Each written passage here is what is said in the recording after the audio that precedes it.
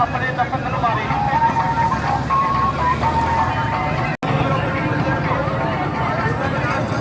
ਕਾਲੇ ਮੋਤੀ ਨੇ ਕਿਲੇ ਦਾ ਵਿੱਚ ਟੀਕੇ ਜੱਗ ਕਰਦੇ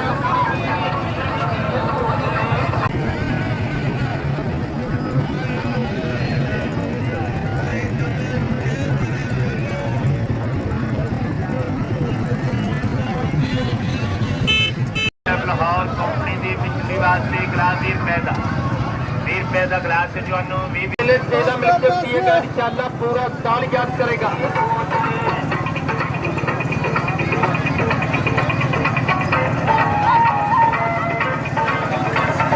अनेक काले मोती ने केले तेरा वाटर लाहौर कंपनी की पिछली वास्ते ग्लास 20 रुपए का ग्लास है जो 20 रुपए से जाओ ठंडा पीते जाओ।